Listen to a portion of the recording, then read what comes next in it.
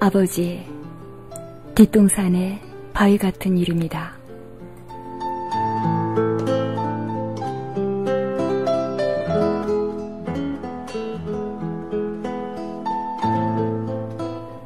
어린 외아들을 둔 부부가 있었습니다. 어느 날 약속을 어긴 아들에게 아버지는 다시 약속을 어기면 그땐 추운 다락방으로 보낼 테다 라고 했습니다.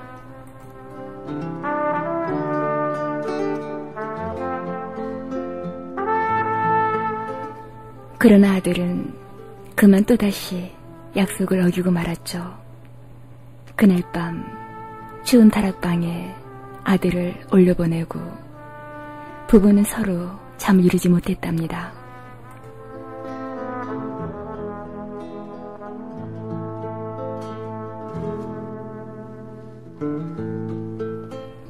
당신 마음은 아프겠지만 그 애를 지금 다락방에서 데려오면 아이는 당신 말을 듣지 않게 될 거예요. 남편의 약한 마음을 헤아린 아내의 말에 그래, 당신 말이 옳아. 그러나 그 애는 지금 얼마나 무섭고 추울까.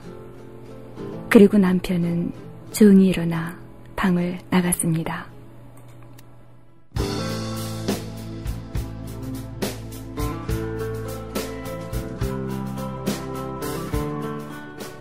추운 다락방에 딱딱한 바닥에서 이불도 없이 웅크린 채 잠들어 있는 아들.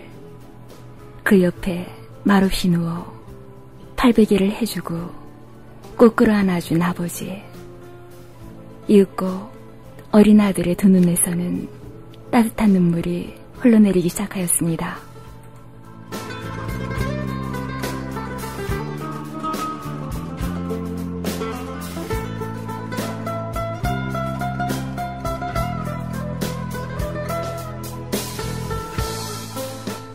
사랑하는 이여, 세상에서 가장 따뜻한 겨울밤이 아니겠습니까?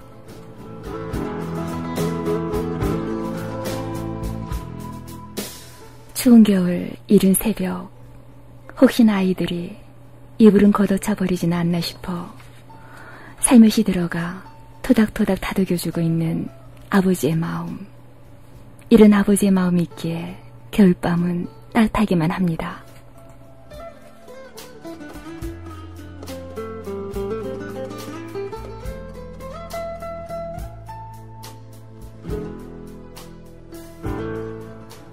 아버지란 자기가 기대한 만큼 아들, 딸의 학교 성적이 좋지 않을 때 겉으로는 괜찮아, 괜찮아 이렇게 말씀하시지만 속으로는 몹시 화가 나는 사람이다.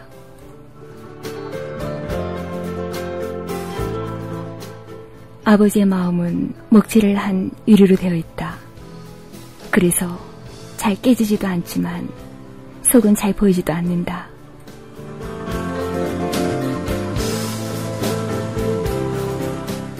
아버지란 울 장소가 없기에 슬픈 사람이다.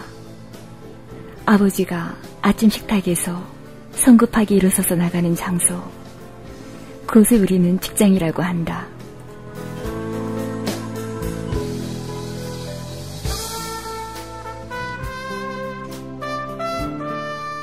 그곳은 즐거운 일만 기다리고 있는 곳은 아니다.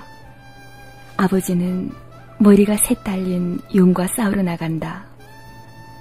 그것은 피로와 끝없는 일과 직장 상사에게서 받는 스트레스이다.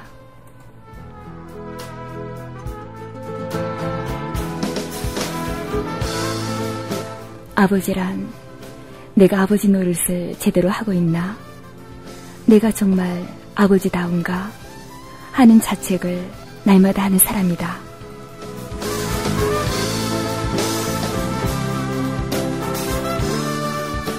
아버지란 자식을 결혼시킬 때 한없이 울면서도 얼굴에는 웃음을 나타내는 사람이다. 아들, 딸이 밤늦게 돌아올 때 어머니는 10번 걱정하는 말을 하지만 아버지는 10번 현관을 쳐다본다.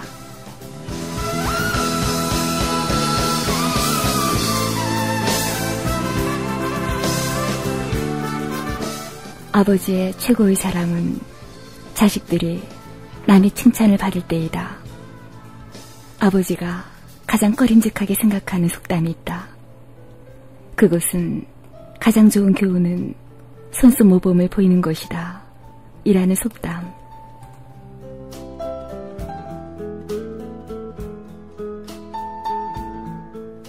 아버지는 늘 자식들에게 그럴듯한 교훈을 하면서도 실제로 자신이 모범을 보이지 못하기 때문에 이 점에 있어서는 미안하게 생각도 하고 남 모르는 콤플렉스도 가지고 있다.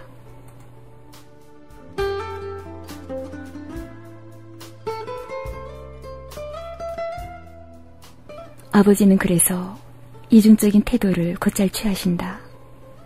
그 이유는 아들, 딸들이 나를 닮아주었으면 하고 생각하면서도 나를 제발 닮지 않아주었으면 하는 생각을 동시에 하기 때문이다.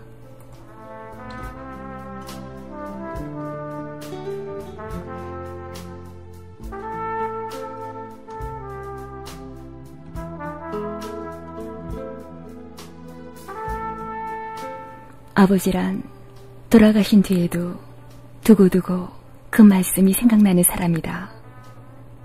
아버지란 돌아가신 후에야 보고 싶은 사람이다.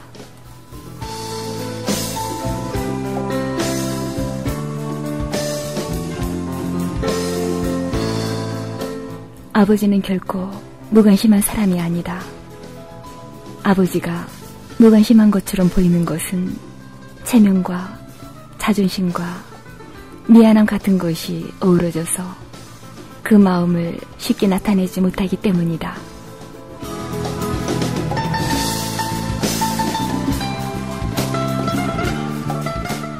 아버지의 웃음은 어머니의 웃음의 2배쯤 농도가 진하다.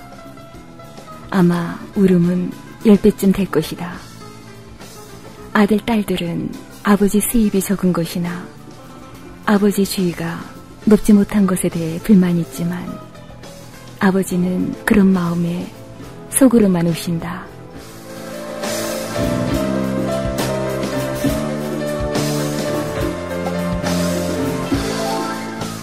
아버지는 가정에서 어른인 체를 해야 하지만 친한 친구나 마음이 통하는 사람을 만나면 소년이 된다. 아버지는 어머니 앞에서는 기도도 안 하지만 혼자 차를 운전하면서는 큰 소리로 기도도 하고 주문을 외기도 하는 사람이다.